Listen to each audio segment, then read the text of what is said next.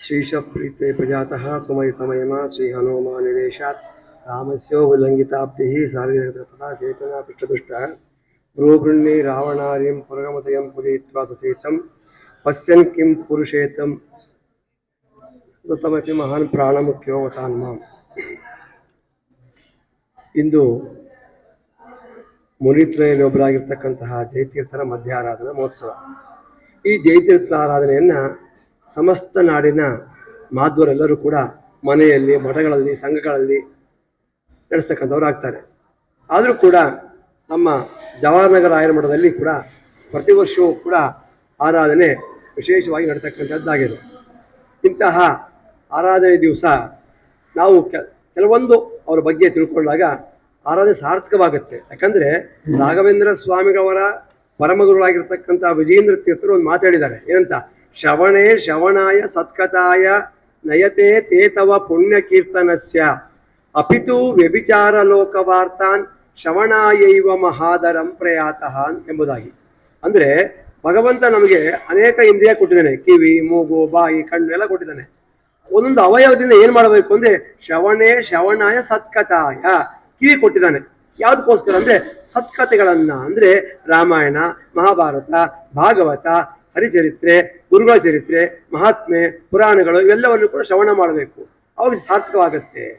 ಇವತ್ತು ಜಯತೀರ್ಥರ ಆರಾಧನೆ ಎಲ್ಲರೂ ಬಂದಿದ್ದೀವಿ, ದರ್ಶನ ಮಾಡ್ತೀವಿ, ದರ್ಶನ ಮಾಡ್ತೀವಿ, ಉತ್ಸವ ಭಾಗವಹಿದ್ವಿ, ಪ್ರಸಾದ ಹೋಗ್ಬಿಡ್ತೀವಿ, ಊಟ ಮಾಡಿ ಹೋಗ್ಬಿಡ್ತೀವಿ. ಆಗಲಿ ಏನು ಆರಾಧನೆ ದಿವಸ ಏನಾಯ್ತಪ್ಪ, ಅವ್ರ ಬಗ್ಗೆ ಏನು ತಿಳ್ಕೊಂಡ್ವಿ ಅಂತಕ್ಕಂಥ ಒಂದು ಸಂಶಯ ಇರುತ್ತೆ.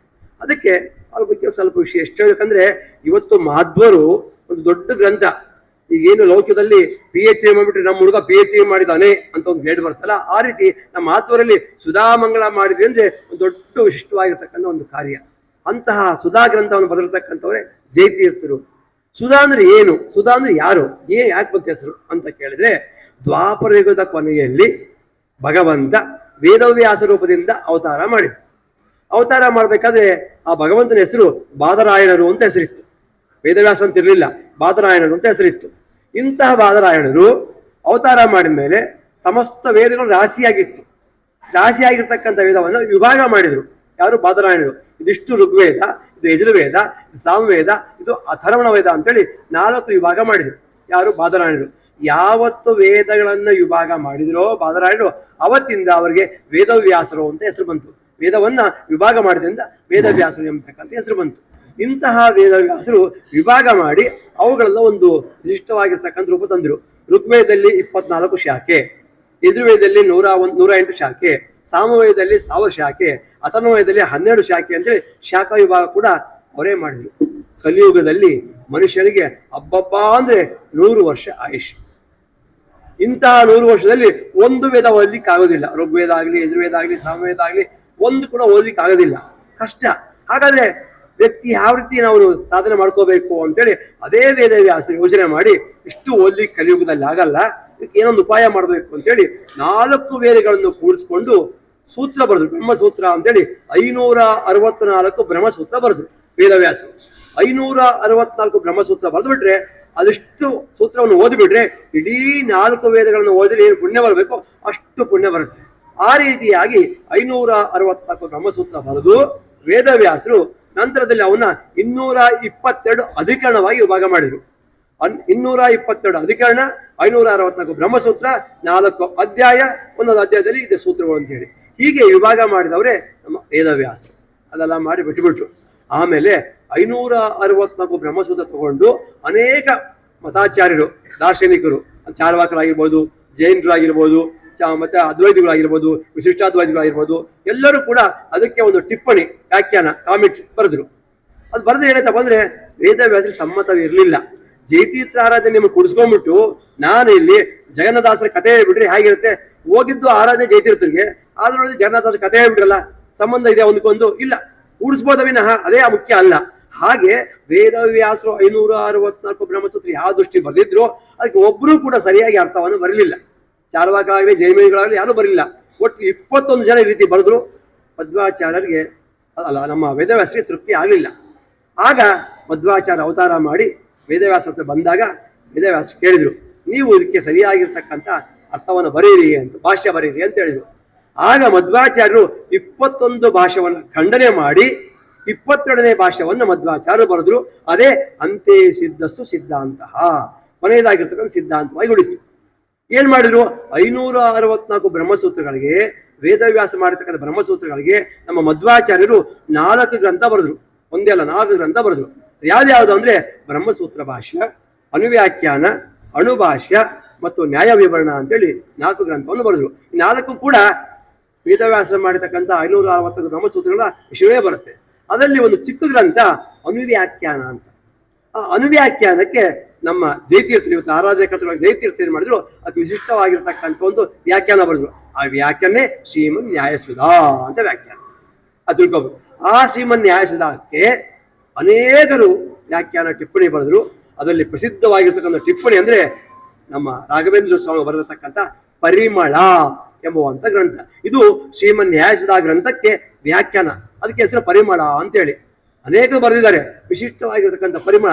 ನಮ್ಮ ರಾಘವೇಂದ್ರ ಸ್ವಾಮಿಗಳವರು ಒಂದು ಗ್ರಂಥ ಬರೆದಿದ್ದಾರೆ, ತಾತ್ಪರ್ಯ ಚಂದ್ರಿಕಾ ಅಂತೇಳಿ.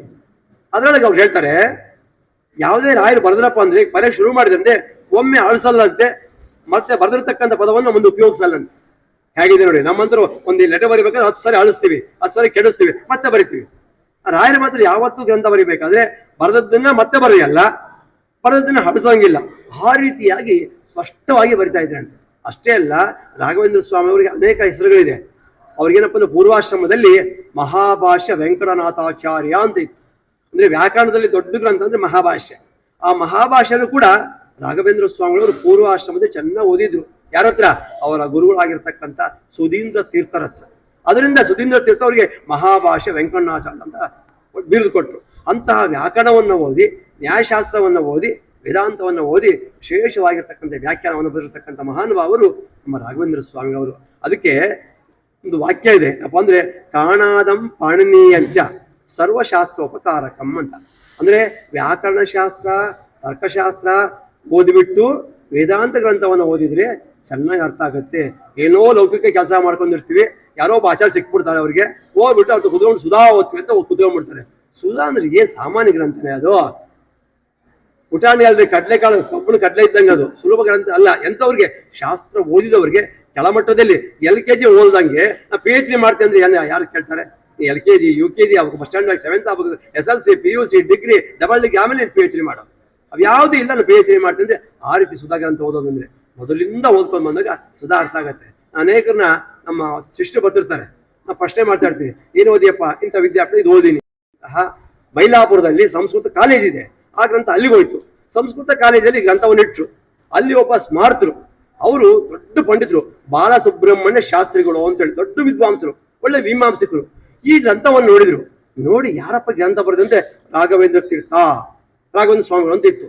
ಎಲ್ಲಿದ್ದಾರೆ? ಇದು ಆಂಧ್ರ ಪ್ರದೇಶ ಕರ್ನೂಲು ಜಿಲ್ಲೆ ಆದೋನಿ ತಾಲೂಕು ಮಂತ್ರಾಲಯ ಅಂತ ಅಲ್ಲಿದೆ ಅಂತ. ಅಲ್ಲಿ ಎಲ್ಲಿದೆ? ತುಂಗಭದ್ರಾ ತೀರ ಅಂತ ಹೇಳಿ. ಆ ಪ್ರಿನ್ಸಿಪಾಲ್ ಇರ್ತಕ್ಕಂಥ ವ್ಯಕ್ತಿ ಚಂದೆಯನ್ನ ಬಿಟ್ಟು ಆಗಿನ ಕಾಲದಲ್ಲಿ ಬಿಟ್ಟು ಮಂತ್ರಾಲಯಕ್ಕೆ ಬಂದು ನೋಡಿದ್ರೆ ಒಂದು ಬೃಂದಾವನ, ಕರಿ ಬೃಂದಾವನ ಶಿಲೆ. ಯಾರಾಯ್ರು ಅಂದ್ರೆ ಒಳಗಿದ್ದಾರೆ, ಎಲ್ಲಿ ಕಾಣ್ತಾ ಇಲ್ಲ ನೋಡಿ, ಫೋಟೋ ಇದೆಲ್ಲ ಈ ರೀತಿ ಇದ್ದಾರೆ. ನಮಗೆ ಮಾತಾಡ್ಸಕ್ಕಾಗುತ್ತಾ? ಇಲ್ಲ, ಅದು ಆಗೋದಿಲ್ಲ. ಯಾಕಂದ್ರೆ ಒಳ ಬೃಂದಾವನ ಸಶರೀರ ಬೃಂದಾವನ ಕೂತಿದ್ದಾರೆ. ಹೌದಾ? ಆಗ ನಾವು ಇಲ್ಲೇ ಸೇವೆ ಮಾಡ್ತೀವಿ ಅಂತೇಳಿ ಅವ್ರ ಹದ್ದು ಇದೆಲ್ಲ ನಾನು ಕಣ್ಣಿಂದ ನೋಡಿದ್ರಿ. ಹುಟ್ಟಿಸಿ ಹೇಳೋದು ಗ್ರಂಥದಾಗಿರ್ತಕ್ಕಂಥ ಪ್ರತ್ಯಕ್ಷವಾಗಿ ನೋಡಿದ ವಿಷಯವನ್ನು ಹೇಳ್ತೀನಿ. ಆ ವ್ಯಕ್ತಿ ಬಂದು ಬಾಲಸುಬ್ರಹ್ಮಣ್ಯ ಬಂದು ಮಂತ್ರಾಲಯ ಇದ್ದುಕೊಂಡು ಸುಮಾರು 15 ವರ್ಷ ಇತ್ತು. ನಿತ್ಯ 108 ಪ್ರದಕ್ಷಿಣೆ. ಅವ್ರಿಗೆ ಅವರೇ 70 ವರ್ಷ ಆಗಿತ್ತು. 108 ಪ್ರದಕ್ಷಿಣೆ ಹಾಕಿದ್ದಾರೆ. ಒಬ್ಬ ಅದ್ವೈತಿ ಪಂಡಿತ ಬಂದು ರಾಯರ ಬೃಂದಾವನಕ್ಕೆ ನಮಸ್ಕಾರ ಹಾಕ್ಬೇಕಂದ್ರೆ ಅರ್ಥ ತಿಳ್ಕೊಳ್ಳಿ, ಅಲ್ಲಿ ರಾಯರಲ್ಲಿ ಎಷ್ಟು ಮಹಿಮೆ ಇತ್ತು ಅಂತ. ಅವ್ರು ಮಾಡಿದ ಗ್ರಂಥ ನೋಡಿದ್ರು ಅಷ್ಟೇ. ಅವರು ಆ ಬೃಂದಾವನ, ರಾಯರು, ಅವ್ರು ಚರಿತ ಏನು ಗೊತ್ತಿಲ್ಲ. ಅವ್ರ ಗ್ರಂಥ ಬರೀಬೇಕಾದ್ರೆ ಅವ್ರು ಎಂಥ ಜ್ಞಾನಿಗಳು ಇರಬೇಕು ಅಂತೇಳಿ ಅಂತಹ ಪಾಠ ಸಂಗ್ರಹ ಗ್ರಂಥವನ್ನು ಬರೆದಿರ್ತಕ್ಕಂಥ ಮಹಾನುಭಾವರು ರಾಘವೇಂದ್ರ ಸ್ವಾಮಿಗಳು. ಅವರೇ ಕೂಡ ಈ ಜಯತೀರ್ಥರು ಮಾಡ್ತಕ್ಕಂಥ ಶ್ರೀಮನ್ ನ್ಯಾಯಸುಧಾ ಗ್ರಂಥಕ್ಕೆ ಪರಿಮಳ ಎಂಬತಕ್ಕಂಥ ಗ್ರಂಥವನ್ನ ಮಾಡಿದ್ದಾರೆ. ಈ ಪರಿಮಳ ಗ್ರಂಥವನ್ನ ನಾವು ಈ ಉತ್ತರಾಯ ಮಠದಲ್ಲಿ ಸತ್ಯಪ್ರಮೋದ ತೀರ್ಥರು ಅಂತಿದ್ರು, ನಮ್ಮ ಮಠದಲ್ಲಿ ಸುಧೀಂದ್ರ ತೀರ್ಥರು ಅಂತಿದ್ರು. ಅವ್ರ ಕಾಲಕ್ಕೆ ಶ್ರೀಮನ್ ನ್ಯಾಯಸುಧಾ ಗ್ರಂಥಕ್ಕೆ 6 ಟಿಪ್ಪಣಿ ಇತ್ತು. ಚೆಕ್ ಟಿಪ್ಪಣಿ ಅಂತೇಳಿ. ಅಂದ್ರೆ ಟಿಪ್ಪಣಿ ಮೀನಿಂಗ್ ವ್ಯಾಖ್ಯಾನ. ಸುಧಾ ಗ್ರಂಥಗಳಿಗೆ 6 ವ್ಯಾಖ್ಯಾನದ ಪುಸ್ತಕ ಪ್ರಿಂಟ್ ಆಗಿತ್ತು. ಅಲ್ಲಿ ಉತ್ತರಾಯ ಮಠ ಸ್ವಾಮಿ, ಇಲ್ಲಿ ಇರೋ ವಿದ್ಯಾಪೈರು ಗ್ರಂಥ ದಾಸರ ಮಠದಲ್ಲಿತ್ತು. ಈ 3 ಜನಕ್ಕೆ ಅಷ್ಟೇ ಇತ್ತು. ಈಗ ನಮ್ಮ ಮಠದಲ್ಲಿ ಆ ಸುಧಾ ಗ್ರಂಥಕ್ಕೆ ಸುಮಾರು 27 ವ್ಯಾಖ್ಯಾನ ಮಾಡಿ ಪ್ರಿಂಟ್ ಮಾಡಿಸಿರ್ತಕ್ಕಂಥ ಏಕಾಗಿದೆ. 27 ವ್ಯಾಖ್ಯಾನ ಎಲ್ಲರೂ ಬರ್ದಿದೆ. ಎಲ್ಲ ಮಠಾತೀತ ಮಾಧೂರು ಎಲ್ಲ ಮಾಧೂರು ಬರ್ತಕ್ಕಂಥ ಸನ್ಯಾಸಿಗಳಾಗಿರ್ಬೋದು, ಗೃಹಸ್ಥಾಶ್ರಮ ಇರ್ಬೋದು. ಆ ರೀತಿ 27 ಜನ ಬಂದಿರತಕ್ಕಂಥ ಕಾಮಿಟಿ ಇರತಕ್ಕಂಥ ಒಂದು ಸುಧಾ ಗ್ರಂಥವನ್ನ ಬಿಡುಗಡೆ ಮಾಡಿ ಪಾಠ ಪ್ರವಚನ ನಡೀತಾ ಇದೆ. ಅಂತಹ ಒಂದು ಮಾಡ್ಲಿಕ್ಕೆ ಕಾರಣವಾಗಿರ್ತಕ್ಕಂಥರು ಸುಜೀಂದ್ರ ತೀರ್ಥರು. ಸುಜೀಂದ್ರ ತೀರ್ಥರು ಮುಂಚೆ ಅನೇಕ ಮನೆಗಳು ಹಳ್ಳಿ ಒಳಗಿದ್ವಿ. ಹಳ್ಳಿ ಒಳಗೆಲ್ಲ ಕಟ್ಟಿಗೆ ಸಿಕ್ತಿತ್ತು, ಕಟ್ಟಿಗೆಯಿಂದ ಅಡುಗೆ ಮಾಡ್ತಿದ್ವಿ. ಯಾವುದೋ ಒಂದು ಆಚಾರ ಬರ್ತಿದ್ದ, ಅವ್ರ ಅಪ್ಪನ ವೈದಿಕ ಪಿಂಡ ಪ್ರದಾನ ಮಾಡ್ತಾ ಇದ್ವಿ. ಬರ್ತಾ ಬರ್ತಾ ಮಕ್ಕಳು ಓದಿಬಿಟ್ರು, ಸಿಟಿ ಸೇರ್ಕೊಂಡ್ಬಿಟ್ರು. ಹಳ್ಳಿ ಬಿಡಬೇಕು, ಜಮೀನು ಬಿಡಬೇಕು. ಶಾನ್ಭೋಗ್ರು ಹೋದ್ರು, ಕುಲಕರ್ಣಿಯರು ಹೋದ್ರು, ಕರ್ಣಮ್ಮರು ಹೋದ್ರು, ಎಲ್ಲ ಸಿಟಿ ಸೇರ್ಕೊಂಡ್ಬಿಟ್ರು. ವೈದಿಕ ಕಾರ್ಯ ಮಾಡ್ಬೇಕು. ಅಪ್ಪನದು ಹಬ್ಬ ಹರಿದಿನ ಬಿಡ್ರಿ, ತಂದೆ ತಾಯಿಗೆ ವೈದಿಕ ಮತ್ತು ಸಾಯತಂಗ ಬೆಳಗಿಲ್ಲ. ನಾ ಏನೇನು ಬೆಳಗ್ಗೆ ಸತ್ತು ಹೋಗ್ತೀನಿ ಅಂದ್ರೂ ಕೂಡ ವೈದಿಕ ಇದ್ರೆ ನನ್ನ ಕೈಯಿಂದ ಸುವರ್ಣ ದಾನವನ್ನು ಬ್ರಾಹ್ಮಣ ಕೊಟ್ಟು ಕೃಷ್ಣಾರ್ಪಣ ಅಂತ ಹೇಳ್ಬೇಕಂತೆ. ನಮ್ಮ ಕೊನೆಯ ಜೀವ ಇರತಂಗ ಪಿತೃಗಳ ಪಿತೃಗಳ ಒಂದು ವೈದಿಕವನ್ನು ಬಿಡಬಾರದು ಅಂತ. ಆ ಸಮಯದಲ್ಲಿ ಸುಜೀಂದ್ರ ತೀರ್ಥರು ಎಲ್ಲಾ ಕಡೆ ಬ್ರಾಂಚ್ಗಳಲ್ಲಿ ಮಠಗಳನ್ನು ಪ್ರತಿಷ್ಠಾಪನೆ ಮಾಡಿ ಆ ಮಠದಲ್ಲಿ ವಿಶೇಷವಾಗಿ, ಯಾಕಂದ್ರೆ ಮನೆ ಅನಾನುಕೂಲ ಇಲ್ಲ, ಬಟ್ ನೀರು ಸಿಗೋದಿಲ್ಲ. ನೀರು ವಾರಕ್ಕೊಂದ್ಸರಿ ಬಿಜಾಪುರ ಧಾರವಾಡ ಕಡೆ ಹೋಗ್ಬಿಟ್ರೆ ವಾರ 15 ನೀರು ಬರ್ತವೆ. ಹೆಂಗ್ರೆ ವೈದಿಕ ಮಾಡ್ಬೇಕು? ಆ ರೀತಿ ಮಾಡ್ಬೇಕು. ಪೂಜೆ ಮಾಡಿಂದ ಬೋರ್ಗಳು ನೀರು ಬರಲ್ಲ, ಕಷ್ಟ ಅಂತೇಳಿ ಮಠಗಳಲ್ಲಿ ಅನುಕೂಲ ಮಾಡಿ ಮಠದಾಗ ಎಲ್ಲರೂ ವೈದಿಕ ಮಾಡ್ಲಿ ಅಂತೇಳಿ ಸುಜೀಂದ್ರ ತೀರ್ಥರು ಅವಾಗಿನ ಬೀಜ ಬಿತ್ತುಬಿಟ್ರು. ಎಲ್ಲಾ ಕಡೆ ಮಠ ಇದೆ. ಎಷ್ಟೋ ಜನ ಅಂತಾರೆ ನಮ್ಗೆ ಏನಪ್ಪಾ ಯಾವ್ದೋ ಊರಿಗೆ ಹೋದ್ರು ಕೂಡ ಒಂದು ರಾಯರ ಮಠ ಇತ್ತು ಅಂದ್ರೆ ಅಲ್ಲಿ ಒಂದು ಮಡಿಯಿಂದ ಪ್ರಸಾದ ಸಿಗುತ್ತೆ. ಯಾಕಂದ್ರೆ ರಾಘವೇಂದ್ರ ಸ್ವಾಮಿಗಳು ಬಹಳ ಕರುಣಾಮೂರ್ತಿಗಳು, ವಿಶೇಷವಾಗಿ ಅನ್ನದಾನ ಮಾಡಿರ್ತಕ್ಕಂಥ ವ್ಯಕ್ತಿಗಳು. ಆದ್ರಿಂದ ಅಂತಹ ಮಠಗಳನ್ನು ಸುಜೀಂದ್ರ ತೀರ್ಥರು ಎಲ್ಲಾ ಕಡೆ ಮಠಗಳನ್ನು ಕಟ್ಟಿ ಆ ಮಠದ ಕಲ್ಯಾಣ ಮಠವನ್ನು ಕಟ್ಟಿಸಿ ವಿಶೇಷವಾಗಿ ಮಂತ್ರಾಲಯ ಶಿಲ್ಪಿಗಳು ಎಂದು ಪ್ರಸಿದ್ಧರಾದ ಅಂತಹ ಸುಜೀಂದ್ರ ತೀರ್ಥರಲ್ಲಿ ಜಯ ಅಂತ ಹೆಸರಿದೆ. ಈಗ 3 ಜನ ಜಯ ಅಂತ ಬಂತು. ಇನ್ನ ಟೀಕಾಚಾರ್ಯ ಬಗ್ಗೆ ಒಂದು ವಿಷಯ ಹೋಗೋಣ. ಟೀಕಾಚಾರ್ಯರು ಜಯತೀರ್ಥ ಅಂತ ಅವರ ಹೆಸರು. ಅವರು ಯಾರಪ್ಪ ವಜ್ರ ಅಂದ್ರೆ ಶೇಷದೇವ್. ಶೇಷಗೆ ಏನು ಕರಿತೀವಿ? ಸಂಸ್ಕೃತ ಅನೇಕ ಶಬ್ದಗಳಿದೆ. ಸರ್ಪ ಅಂತ ಕರಿತೀವಿ, ಸರ್ಪ ಅಂತ ಕರಿತೀವಿ. ಒಮ್ಮೆ ಗುಹೆಯಲ್ಲಿ ಕುತ್ಕೊಂಡು ಗ್ರಂಥವನ್ನು ಬರಿತಾ ಇದ್ರಂತೆ. ಒಬ್ಬ ವ್ಯಕ್ತಿ ಬಂದ್ರು, ದೊಡ್ಡ ಪಂಡಿತವರು. ಅವ್ರು ಸಂಸ್ಕೃತ ಕೇಳಿದ್ರು, ಒಳಗೆ ಯಾರಿದ್ದೀರಿ ಅಂತ ಕೇಳಿದ್ರು. ಸಂಸ್ಕೃತ ಕೇಳ್ಬೇಕಾದ್ರೆ ಕಹ ಭಾವ ಅಂತ ಕೇಳ್ಬೇಕಾಯ್ತು. ಅವರು ಕೋರ್ ಭಾವ ಅಂತ ಕೇಳಿದ್ರು. ಕೇಳ್ಬೇಕಾದ್ರೆ ಕೋರ್ ಅಂದ್ಮೇಲೆ ರೇಫ ಅಂತ ಇರ್ತಾರೆ, ರಾ ಅಂತ ಇರ್ತಾರೆ ನೋಡ್ರಿ, ಅಂತ ಸೇರಿಸಿ ಕೇಳಿದ್ರು. ಅದು ಇಲ್ಲ, ಆ ಥರ ಕೇಳಬಾರ್ದು, ತಪ್ಪಾಗ್ತದೆ. ಇವರೇ ಮಾಡಿ ಒಳಗೆ ಟೀಕಾಚಾರ ಸುಮ್ಮನೆ ಕೂತ್ಕೊಳ್ಳೋದಕ್ಕೆ ಸರಿಯಾಗಿ ಉತ್ತರ ಕೊಟ್ಟು ಸಪೋಹಂ ಅಂದ್ಬಿಟ್ರು. ಅವ್ರು ಸರ್ಪೋಹಂ ಅನ್ಬೇಕಾಯ್ತು ಟೀಕಾಚಾರು, ಹಾಗೆ ಹೇಳಿಲ್ಲ, ಸಪೋಹಂ ಅಂದ್ಬಿಟ್ರು. ಅವ್ರು ರೇಫ ಹೇಳಿಲ್ಲ.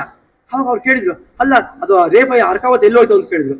ನೀನೇ ಕಥಾ ಮಾಡಿ ಅಂದ್ರು. ಈಗ ನೀನು ಕೇಳಬೇಕಾದ್ರೆ ಸರಿಯಾಗಿ ಕೇಳಿದ್ರೆ ನಾನು ಸರಿ ಸರ್ಪೋಹಂ ಅಂತ ಹೇಳಿದೆ, ನೀನು ಕೋರ್ಭಾವ ಅಂತ ಹೇಳಿ ರೇಪ ತಗೊಂಬಿಡಿ. ಆದ್ರಿಂದ ರೇಪವನ್ನು ಬಿಟ್ಟು ನೀವು ಉತ್ತರ ಕೊಡ್ತಾ ಸಪೋಹಂ ಅಂತ ಹೇಳಿದ್ರು.